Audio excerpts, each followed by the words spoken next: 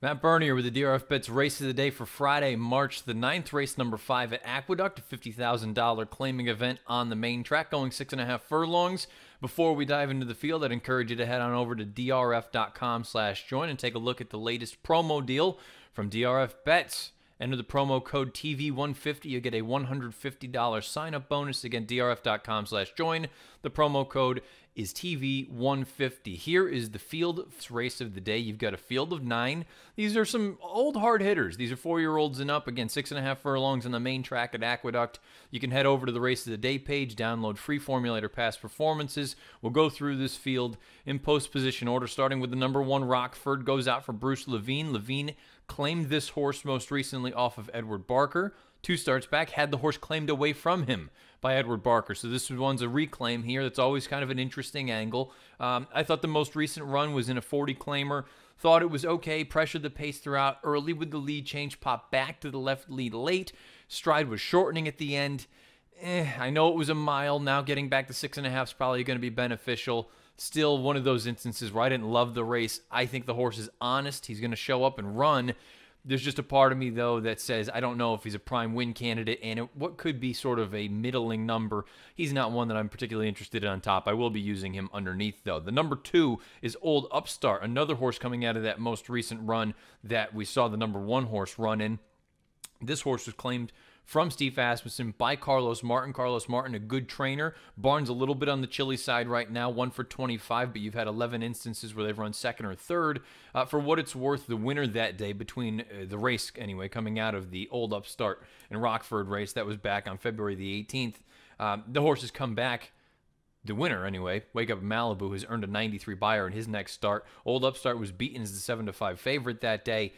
The thing that you need to keep in mind, it was a bit of a blanket finish in that instance, that most recent run, that 40 claimer. So I don't know if we had any sort of spectacular efforts, but if you want to look and see and just look at it from a sort of comparable field standpoint, 2 starts back in that 32 claimer, a number of these horses ran against one another, and Old Upstart was pretty clearly the best. He won that race by 2 lengths. He earned an 88 buyer. He fits in here. He's another one. It's a very, very interesting, wide-open race. You can go a number of ways. Old Upstart, he's another one. If I'm using him, I'm going to use him underneath simply because I don't think the value is going to be tremendous, and I don't know that he has any real edge on this field. I'm interested in taking a little bit of a flyer on maybe some more intriguing runners that could possibly step up their game to the next level. Speaking of stepping up to the next level, how about the number 3 big guy, Ian for Rudy Rodriguez? Most recently, absolutely aired, but that was against a very weak field, in for 10. That was a $10,000 claimer. He was sharp, went right to the front, rolled on the lead. It's come back really, really subpar, and he's going to be talking about a serious, serious acid test.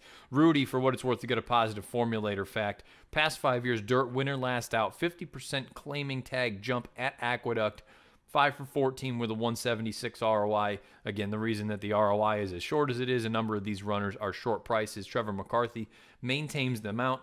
I think this is a scenario where this horse is just going to go, and it's a nice segue for us to take a look at the Timeform US Pace Projector, where they have the number 4 horse, Curtis, actually out on the lead with the 3 big guy Ian sitting just off of him. To be honest, I don't agree with that. I think big guy Ian, you're the speed nearest the rail. You might as well go and let Curtis be the one to make a decision. And if that's the case, Curtis in that most recent run, boy, tell me where the issue was. He sat a perfect trip just to the outside. He was sent along. He lost the battle. I thought he had every opportunity to get the job done. He was no match for Tribeca. For what it's worth, Tribeca has come back in his next start, and he earned a 94 buyer. So the form of that race is relatively solid. That was in a beaten 50 claimer on January the 25th. I think Curtis is another one. He's okay, but it seems like his 3 victories thus far in his career out of 16 lifetime starts, they've all been in gate-to-wire fashion. It'll be interesting to see if the pace projector plays out that way. He's interesting, but I think Big Guy Ian is going to go. I think it's the only way that he can win the race, and that kind of makes me think that Curtis might be in a little bit of a tough position. Number 5 is Lex Vegas for Robert Barbera. This is an interesting runner. Fine. He has a couple of races on his page going back into early 2017 that would be good enough to get the job done. You've got 3 consecutive 90-plus buyer speed figures. The problem is the recent form after being claimed from Brian Lynch has just gone south in a major, major way. I'm going to be very, very interested to see. He was facing a much better field in his most recent start. But based on recent form, it's kind of hard to recommend this one. He deserves to be a big, big number. The number 6, He Looks the Part. We have a formulator fact for He Looks the Part, and his trainer Antonio Arriaga. Past 3 years, first after claim by at Aqueduct, 3 for 12 with a 428 ROI. 8 of those have hit the board. The interesting thing about this horse, that most recent run, he came in that 32 claimer when he ran into Old Upstart and he ran into Rockford. He ran a good third, showed some nice late interest. I thought his best stride was late. The problem is, if you don't think this pace is going to be particularly fast, he's going to be coming from the back of the pack. Again, you've got the good positive formulator fact in your corner. If you like this horse, Manny Franco picks up the mount, which is a positive. He is one of the leading riders up at Aqueduct this winter. So you've got some good things going for this horse, but at the same time, there's a part of me that looks at it and says, I don't ever really want to have a horse unless it looks like the pace is going to be absolutely electric early on. Coming from off the pace, it's always a difficult thing to do. He looks like he's going to be running on, doing his best at the very end. The number 7 is Forest Blue for Robertino Diodoro. This is a horse dropping from non-1X company into the 50 open level.